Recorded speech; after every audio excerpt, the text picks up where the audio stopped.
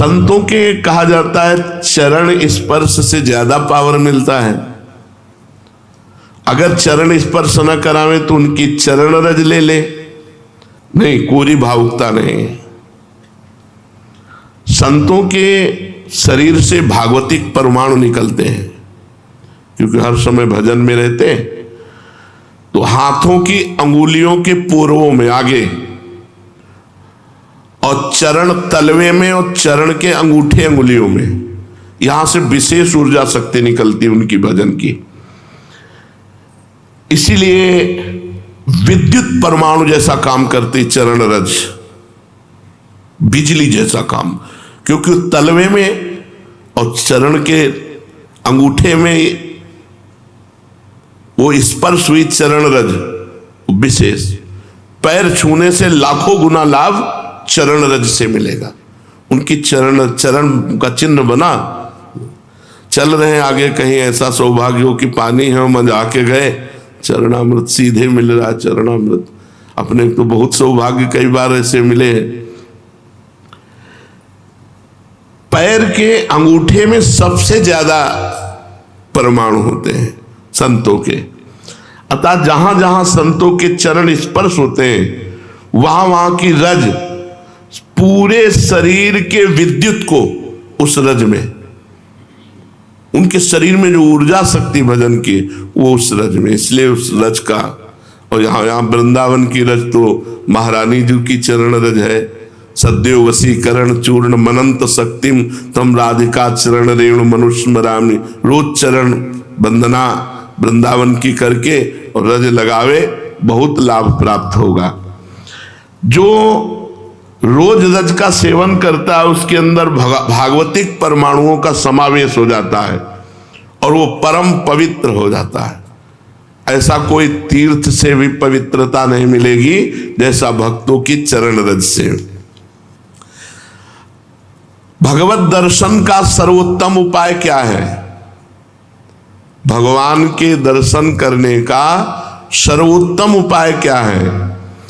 भगवत दर्शन का सरल और सर्वोत्तम उपाय, दिन रात उनके नाम का जप करो और एकांत में रो, भगवान मिल जाओ। दिन रात नाम जप करो और भगवान के रुदु सुश्रम राजन कृष्ण दर्शन लालसा। बिन रोए किन पाइया प्रेम प्यारा बिन। लाडली जी ने राधा माधव चिंतन में लिखा हुआ है कि एक गोपी ने पूछा श्री कृष्ण प्राप्ति का उपाय किशोरी जी क्या है? तो किशोरी जी ने कहा हमने तो केवल आंसुओं को ही समझा है, केवल आंसुओं को ही समझा है प्रीतम की प्राप्ति का उपाय। जो रो रो करके नाम जप करता है, पुकारता है, रोता है, भगवान उसको दर्शन देते हैं। दूसरे नंबर की बात है कि तुम दर्शन के लिए व्याकुल कितना हो। जब तुम्हें न खान पान अच्छा लगे, न सोना अच्छा लगे, कुछ अच्छा ही न लगे, इतनी व्याकुलता की जीना भी अच्छा नहीं लग रहा। ये जब मृत्यु प्रिय लगने लगे और जीना प्रिय लगने लगे, इतना विरह हृदय में आ जाए, इतनी व्याकुलता हृदय में आ जाए, उसी समय भगवान दर्शन दे देते हैं। पर पहला उपाय दूसरे उपाय की अपेक्षा ठीक है कि हमारे अंदर विरह भी नहीं है, व्याकुलता भी नहीं, जलन भी नहीं है, पर हम रात दिन नाम जप करते तो अपने आप भगवान आकर दर्शन देंगे पक्का। ना चाहो तो भी आके मिल जाएंगे। देखो मार्कंडेय जी भजन कर रहे हैं, चाह नहीं थी भगवान शंकर और पार्वती जी की, पढ़ के देख लो भागवत में, अपने आप आकर के दर्शन दिए। नर नारायण भगवान दर्शन दिए, सब दर्शन दे देंगे, खूब भजन करो। कहते हैं कलयुग में भगवान के दर्शन नहीं हो सकते, कलयुग है, इसमें साक्षात भगवान के दर्शन नहीं हो सकते। मेरा दृढ़ विश्वास है कि इस युग में भगवान के दर्शन पहले युगों से सरलता से होते हैं।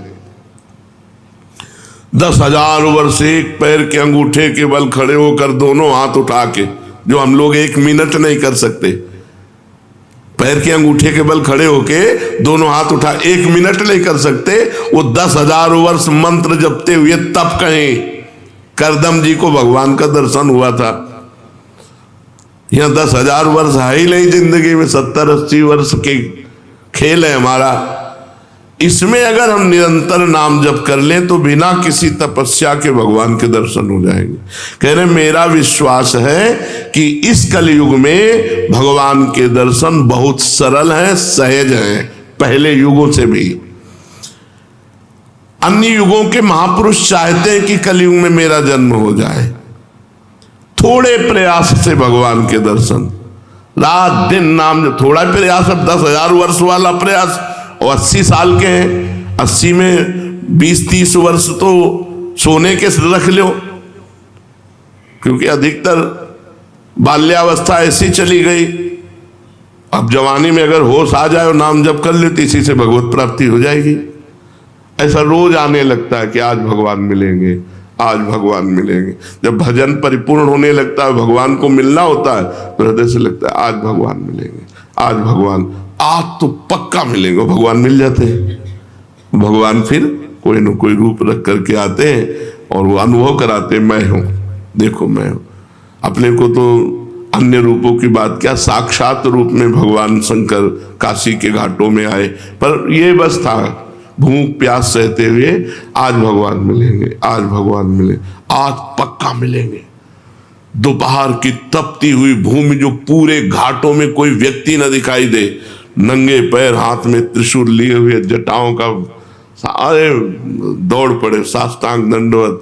अब उस आनंद का क्या वर्णन, बस उन्होंने भी 1 उंगली उठाई थी, बस हमने सत्संग में पीछे भी बताया, 1 उंगली उठाई थी, बोले कुछ नहीं थे। वो एक है, बस एक है, अनेक कोई नहीं, अन्य कोई नहीं। जो किसी की निंदा करता है वो अभी अज्ञानी है, अन्य की निंदा नहीं। यहां तो पापी की भी निंदा नहीं की गई है।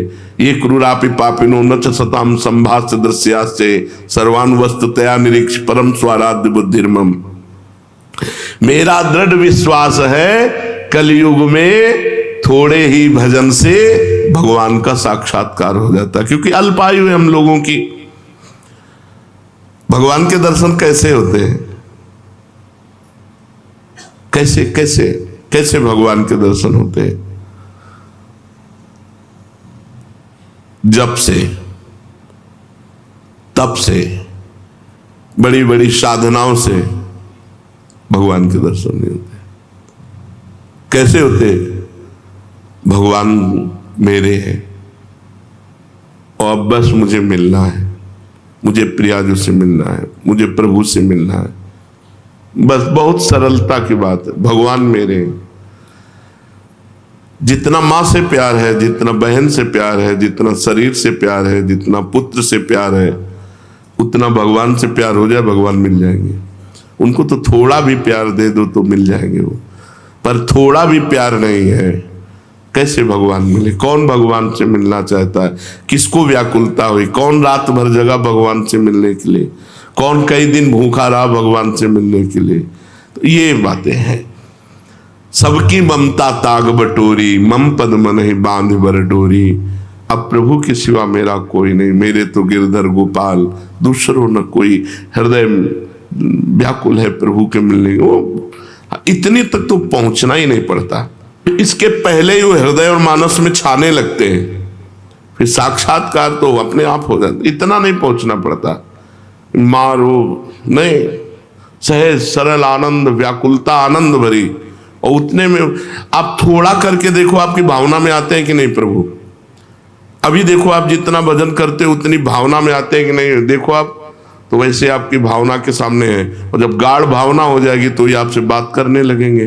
वो है कोई कण ऐसा नहीं जाना हो, तो जब आप भावना कर रहे हैं तो आपकी भावना में जो झांकी आई वो आए हैं प्रभु। वो केवल कोरी भावना नहीं है। क्या साधना करते करते साधन के बल से भगवान मिल सकते हैं? नहीं। कि आप खूब साधना कर रहे हो, साधना का आपको बल है, उससे भगवान मिल जाएंगे? नहीं, उसका फल मिलेगा आपको। तपलोक, महालोक, जनलोक, ब्रह्मलोक और भी, लेकिन भगवान नहीं मिलेंगे। भगवान का मिलने का एक ही उपाय है कि वो कृपा कर दे, वो कृपा कर दे।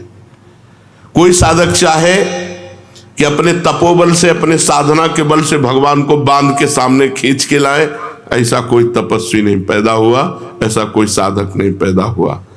कितना भी साधन किया जाए, कितना भी योग किया जाए, परंतु भगवान के दर्शन सिर्फ भगवान की कृपा से होते हैं। हाँ, वो देखकर द्रवित हो जाए कि बहुत तप कर रहा है, बहुत साधन कर रहा है, थक गया है, अब द्रवित होके भगवान दर्शन दे रहे, लेकिन कोई अपने तपोबल से, कोई ये कि मैं साधना कर रहा हूं, भजन बल से भगवान को अधीन कर, ऐसा नहीं कर सकता।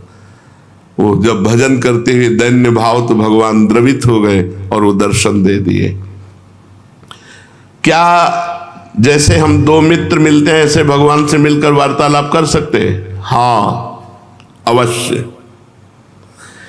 यदि आपके अंदर भगवान से प्रेम उदय हो चुका है तो भगवान आपसे दो मित्रों की तरह एकांत में मिलकर परस्पर वार्तालाप कर सकते हैं। बिल्कुल, इच्छा जगाओ, मिलने की इच्छा जगाओ। जब एकांत में भक्त और भगवान बातें कर रहे हैं तो दूसरा देख सकता है, दूसरा सुन सकता है? नहीं। मान लो यहीं बैठकर भगवान से बातचीत हो रही हो, तो जैसे नारायण स्वामी थे, कहते भाग तो भाग, कितना भागेगा, और कपड़ा समेट के पीछे भागते, तो लोग देखते कोई नहीं सामने, तो बाबा पागल हो गया है। कुसुम सरोवर तक दौड़ के आते, फिर लौटते, फिर मुखारबिंद तक दौड़ के जाते, फिर वहां। जब प्रेमी जनों ने पूछा तो बोले हमारी उसकी छुआछुई हो रही, वो देखो सामने दौड़ रहा है, मैं उसे पकड़ रहा हूं, लेकिन सबको लगता कि पागल हो गए हैं क्या, दौड़ रहे हैं। कहते भाग तो कितना भागेगा, आज मैं पकड़ के छोड़ूंगा, और सामने कोई है नहीं, तो लोग पागल ही तो समझते थे। तभी भक्त को एक पागल संज्ञा दे दी जाती है। श्री भगवान यदि भक्त से मिलकर बातचीत कर रहे हैं और भगवान चाह ले कि हमारे और भक्त के दर्शन करके हमारे और भक्त की बात सुन ले, तो वो सुन लेगा, अन्यथा समाज में भगवान मिलकर चले जाएंगे और वो नहीं जान पाएगा। भगवान कृपा कर दें कि इसको मेरे दर्शन हो जाए, मेरी भक्त की बातचीत सुनाई दे, तो वो सुनने में दूसरा सामर्थ्य नहीं है कि वो भगवान और भक्त की वार्ता को सुन सके या देख सके, जबकि प्रकट में होगी, पर वो सुन नहीं पाएगा, देख नहीं पाएगा। भगवान मिलने वाले हैं, कैसे पता चलेगा? उसके पूर्व की स्थिति क्या होती कि अब भगवान मिल जाएंगे, बस अब पक्का। भगवान के साक्षात्कार के पहले उसे स्वप्न में भगवान मिलेंगे, स्वप्न में भगवान का आना होगा। फिर वो बैठे बैठे दिव्य प्रकाश उसके झलकने लगेगा, वो प्रकाश में भगवान की झांकी करेगा, जिसको साक्षात्कार होना, साक्षात स्वप्न में भगवान के दर्शन होना। ऐसे नहीं कि कोई फोटो के दर्शन होना, स्वप्न में ऐसा कि हम देख रहे हैं, बातचीत कर रहे हैं भगवान से।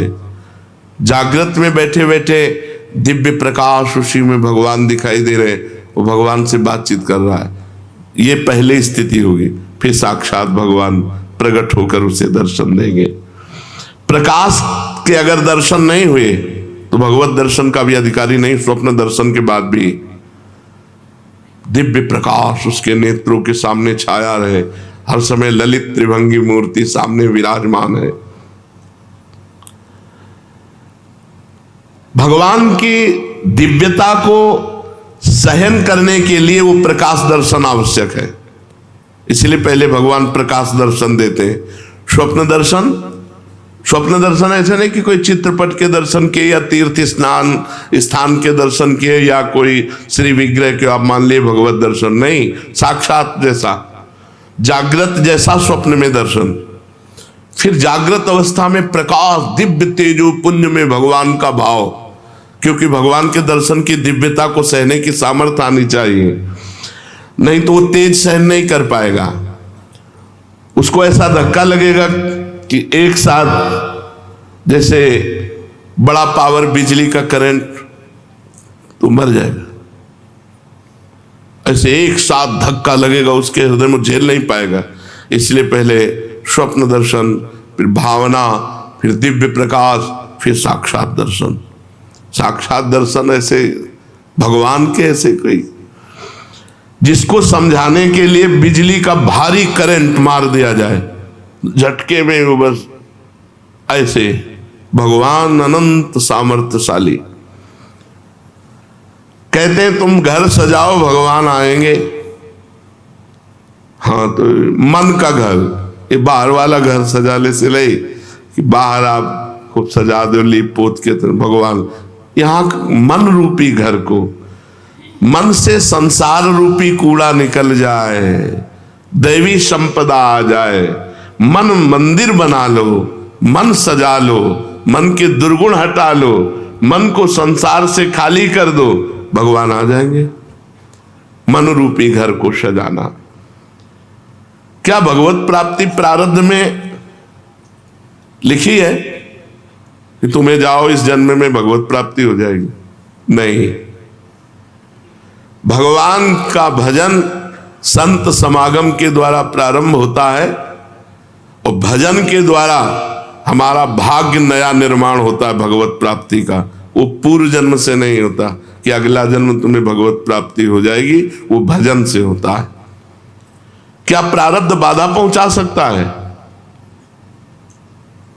इच्छा प्रबल हो, भजन कस के हो, भगवान की अनन्यता हो, तो प्रारब्ध बाधा नहीं पहुंचा सकता, नहीं पहुंचा देगा। प्रारब्ध बहुत बुरा होता है। जिसे मान लो दोनों किडनी फेल, डायलिसिस, और बड़ी समस्या, बड़ा परेशान, पर भगवान की कृपा से चल रहा है, साधन भी चल रहा है जो भगवान चला रहे हैं। जैसे अगर बताओ प्रारंभ में ही हो जाता, मान लो भजन शुरू किया, प्रारंभ हो गया, मार दिया ना प्रारब्ध ने, तो प्रारब्ध बाधा पहुंचा सकता है भगवत प्राप्ति में, यदि भगवान की अनन्यता न हो, भगवान की शरणागति न हो, भगवान का भजन न हो। भगवान की अप्राप्ति के संताप का क्या स्वरूप है? जिया ना जाए। भगवान के अमिलन में, भगवान के बिछोह में एक एक निमेष युग के समान लगने लगे। ऐसा नहीं लगता, इसलिए भगवान नहीं मिलते। अभी खाना पीना अच्छा नहीं, खान पान ते भावे है, नहीं कोमल वसंत सुहावे, सब विषय लगे ते खारा है, हरि आशिक का मग्न आ रहा है। भगवान की लीलाओं में प्रवेश कब होता है? ये तो भगवत दर्शन की बात रही। भगवान की लीलाओं में कब प्रवेश होता है? जब भगवान की अखंड स्मृति जागृत हो जाती है, हर समय भगवान नाम चल रहा है, और वो सर्वदा भगवान की लीलाओं का चिंतन करता रहता है। अपने इष्ट की लीलाओं, अखंड स्मृति और लीलाओं का चिंतन, और उसके अनुसार अपने स्वरूप को देखता रहता है। जैसे अपने लोग सहचरी भाव, भगवान सत्य हैं, सदा हैं, सर्वत्र हैं, इसलिए जैसी मन में वो लीला चिंतन करता है, जैसे ही भावना उसकी पुष्ट होती है, भगवान उसे अपने लीला का द्वार खोलते हैं कि अब तुम्हें कल्पना करने की जरूरत नहीं, भावना करने की जरूरत, आओ देखो ये लीला दर्शन करो। वो लीला में प्रवेश कर जाता है, और प्रत्यक्ष की तरह सब लीला प्रसंगों में स्वयं सम्मिलित रहता है। जैसे हम ऐसे देख रहे हैं, ऐसे प्रत्यक्ष की तरह, भावना नहीं केवल, वो तब होता है अखंड स्मृति, लीलाओं का चिंतन और स्वरूप का बोध, अपने स्वरूप का बोध, सहचरी स्वरूप, गोपी स्वरूप, सखा स्वरूप। ये परम धाम क्या है? वैकुंठ लोक, गोलोक, साकेत, कैलाश, ये परम धाम है। एक है या अलग है? एक ही है, पर भावना के अनुसार अलग वैभव प्रकाशित हो जाएगा। धाम नित्य चिदानंद एक है। आपने भगवान शिव की उपासना की तो आपको उस पूरा कैलाश रूप में भगवान शिव परिकर सहित अनुभव कराएगा। राम जी की उपासना की तो वही धाम साकेत बनकर अनुभव कराएगा। श्याम जी की उपासना की वही धाम गोलोक बनकर अनुभव कराएगा।